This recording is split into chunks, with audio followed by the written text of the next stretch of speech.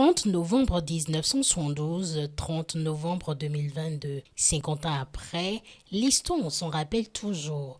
Tout a commencé le 26 octobre 1972 avec la prise de pouvoir du général Mathieu Kérékou au Palais de la République devant une salle comble et dans une déclaration radiodiffusée en direct le jeudi 30 novembre 1972, le nouveau chef de l'État, chef de bataillon, présente à la nation le programme qu'entendent désormais suivre les promoteurs de la révolution. La caractéristique fondamentale et la source première de l'arriération de notre pays est la domination étrangère. C'est un peu comme si on faisait de l'histoire ancienne ou médiévale. C'est le programme d'action du gouvernement révolutionnaire, avec comme système socio-économique le socialisme scientifique basé sur le marxisme-léninisme, n'est-ce pas?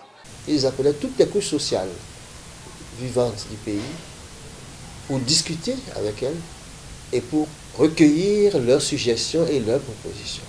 C'était dû au fait que les militaires à cette époque, leur formation intellectuelle ou scolaire ne dépassait pas généralement le BBC et peut-être le bac. En 72, ça avait déjà radicalement changé parce que c'est des gens qui ont fait, au moins au niveau de la licence, qui sont devenus des officiers. Et c'est eux qui ont droit à la parole. Et ils ont fait un projet qui mettait l'accent sur l'indépendance du pays, ce qu'ils estimaient comme le problème essentiel dans notre développement, dans notre vie politique. C'est, comme ils ont dit, la domination étrangère. Ce qui est important dans le discours du 30 novembre, c'est ce qu'il faisait, disons, une synthèse de plusieurs opinions idéologiques, philosophiques et autres. La base du discours-programme, c'est l'indépendance nationale. C'est tout simplement le nationalisme. Ce n'était pas le marxisme-léninisme. Je n'en connais pas deux. Par conséquent, c'est un fait important dans notre vie à nous, puisque après l'indépendance, c'est-à-dire 12 ans après l'indépendance, on avait ce changement-là. Dans l'histoire de notre pays, combien de discours il y a eu comme ça pour donner les orientations d'un gouvernement, les orientations sur tous les plans. Avec cette nouvelle orientation, chaque citoyen est donc édifié et informé que la seule voie de développement historiquement juste pour le peuple est la voie socialiste de développement. 50 ans après, quel bilan faut-il faire? Je me pose des questions. Aujourd'hui, l'évolution historique a montré que si nous ne voulons plus du socialisme scientifique, on est obligé d'aller au multipartisme parce qu'il a été décrété à la conférence que nous renonçons au socialisme scientifique, nous renonçons au marxisme-léninisme et nous adoptons le multipartisme intégral avec un libéralisme économique. L'histoire, n'est-ce pas? Il faut voir son évolution, comment ça s'est passé.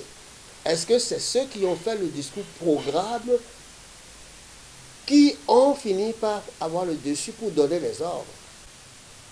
C'est malheureusement pas le cas. C'est les plus hardis, les plus en relation personnelle avec les grands pontes du coup d'État. C'est ceux-là qui ont orienté les choses. Ça a donné ce que ça a donné. Donc je ne peux pas dire, n'est-ce pas, que le discours n'a pas eu d'influence, mais je ne peux pas dire que l'influence, ce soit seulement les orientations de ce discours programme. Malgré la mondialisation, malgré les multinationales, le capitalisme a atteint son seuil de compétence dans la résolution des problèmes de l'humanité. Je me dis aujourd'hui qu'on aurait dû prendre ce discours-programme et bâtir sur lui notre constitution pour le futur. Il faut qu'on puisse reconnaître que le président Talon est en train de faire le libéralisme économique. Alors, si aujourd'hui il y a des opposants, ils sont opposés à quoi? Au libéralisme économique? Est-ce qu'ils sont d'accord qu'on revienne au socialisme scientifique, même s'ils sont social-démocrates? C'est cette inconséquence-là que Emmanuel Mounier a voulu souligner en disant que le Bénin est le quartier latin de l'Afrique, mais cet intellectualisme fait de méchanceté et de mesquinerie est de nature à retarder le développement de ce pays. Il faut que le cadre béninois civil et militaire sorte de cette manière de faire, de cette méchanceté et de cette mesquinerie pour qu'on reconnaisse, ah ça c'est bon, ça c'est pas bon. Ce qui est important, essayez de relire ou d'écouter toutes les chansons qui ont été faites à cette époque-là, de façon systématique. La production, le travail, la culture du pays. Donc, il y a une orientation qui est celle-là. On a voulu venir ajouter le marxisme-léninisme. Je ne vous mens pas, moi-même j'étais marxiste-léniniste. Mais j'étais contre. Parce que nous, on a étudié à l'extérieur, on a eu des idées avec les patries des autres, mais on ne peut pas venir plaquer sur notre réalité. Avant de s'essouffler, la révolution populaire a fait son temps avec beaucoup de bons points, mais également de mauvais à son actif. Pour s'en débarrasser, le peuple béninois a fini par faire l'option de la démocratie. C'est elle qui est installée depuis l'historique Conférence des forces vives de la nation en 1990.